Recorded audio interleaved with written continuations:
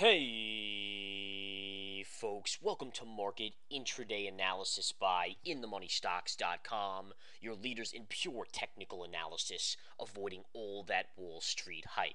This video for Monday, June 6th, 2011 is brought to you by Realtic. Alright, folks, let's get started on this interesting day today. The markets are slightly lower. It's not really a big down day. Dow Jones Industrial Average is only down 16 points. NASDAQ's down about 10, S&P 500 down about 6, so really underneath 0.5% losses across the board.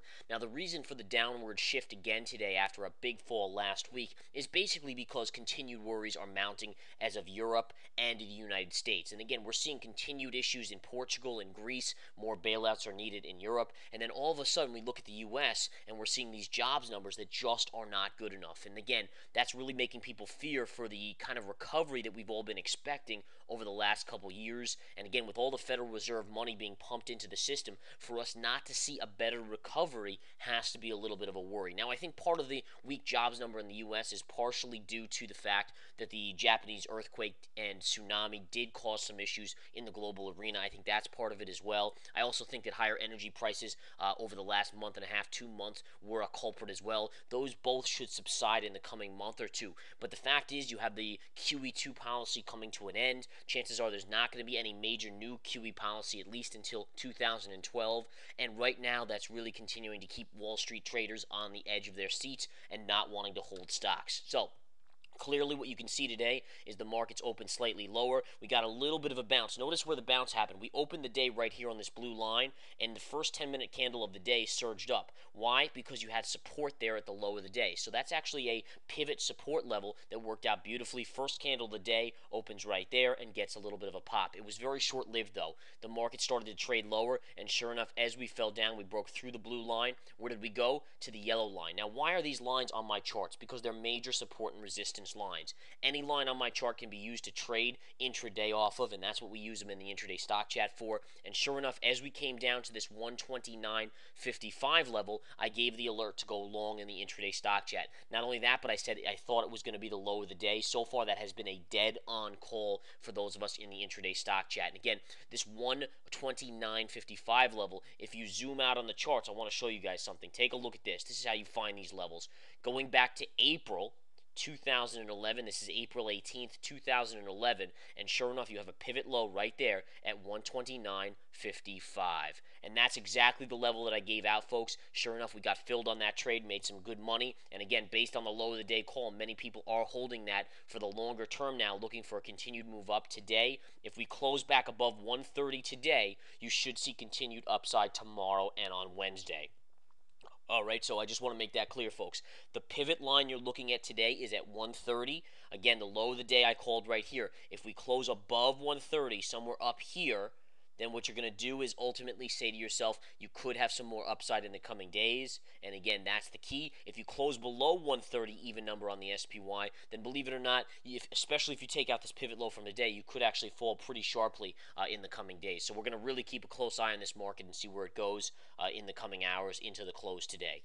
All right, now let's go over a couple other things. As the markets are kind of neutral to slightly lower, we are seeing silver and gold have good up days. The SLV is up 61 cents, which is a solid day there. The GLD is up about 67 cents as well, although it is pulling back just a little bit now. The reason why gold and silver are up and oil is down, and oil is down today, take a look at the USO.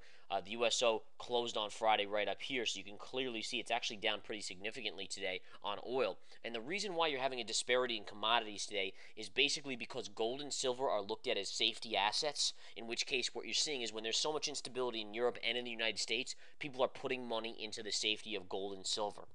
However, oil doesn't really have that mantra to it. It's not known as a safety asset. It's known as a supply-demand asset or commodity, and that's essentially what we're seeing here is as people think that Europe is going to be a mess and the U.S. is now looking weaker, the future demand for oil is dropping. The perception of demand for future oil is dropping, and that's meaning that people think that there'll be less demand, therefore the price is going to go down on oil. So again, the safety assets are up, the supply-demand based on strength of the economy or global picture are down, and that's again giving you a good picture of that. In addition, the dollar today is slightly higher. The dollar's not doing a whole lot. It's generally floating neutral to higher. If you look at the daily chart on the UUP, you can clearly see you actually came down to this little support area, or close to it anyways, on Friday's low. If you take the line right here and just draw it across, you can clearly see we tagged that blue line, which is gap window, and today you're getting a little bit of a bounce back, but the dollar has had a significant fall here. Any sort of upside in the dollar, you probably expect a little bit of pressure on the markets in the short term. Okay, so just keep that on your radar there. And again, we'll watch to see where the dollar trades. A couple stocks in motion today that I think are worthy of talking about. Southern Copper, guys. Southern Copper is getting trounced today. Unbelievable drop here, down $3.22. Now, why? Well, Southern Copper has a lot of mines in Peru. There was a Peruvian election, and the person that looks like they have won is known to be somewhat of a Chavez type leader. And now the key is there that when someone takes over like Chavez, the worry is that what's going to happen in Venezuela is going to happen in other countries like Peru. And if you have a lot of mines in that area of the world, you have to be concerned that it's going to be nationalized, they're going to get taken away, and so forth. And Southern Copper is seeing a pretty sharp 10% drop on that action. So I think that is interesting to watch here. You can see Southern Copper obviously on the daily chart. If we flip back to the daily and zoom out a little bit, this thing's been under pressure since the beginning of the year. In fact, the high of the 2011 time period was the high on the first trading day of the year. Since then, it's come down. I actually do have a little bit of a support line, but honestly, based on what's going on there, I probably wouldn't mess around with the SCCO Southern Copper until it comes down in this range. If you get down here, I think then at that point you could probably see a little bit of a level here to watch. And again, we'll put an X through that. But, based on what we're seeing across the globe, I don't think it's a wise move to jump in on any of these levels at this point in time. All right, so we'll watch that as well. Some other key plays in motion today. Chevron is lower by 55 cents. We'll zoom in on that, and then we'll flip over to the intraday chart on my Realtic software. And again, you can see a little bit of consolidation going on here on Chevron. It's above the 20 moving average, but resistance is the 50 up here. ExxonMobil, let's punch up ExxonMobil as well. And Exxon, again, kind of off the lows of the day. We're seeing a lot of stuff off the lows. And I showed you guys the chart of the SPY here on an intraday basis. And you can see the SPY is off the lows of the day as well, starting to inch up a little bit. I actually think that this market could get a late day move, probably to the gap fill level, which happens to coincide with the 50 moving average right now. So that would not be a surprise to me if we see a move all the way up there at some point. Now, it's not that much of a move higher.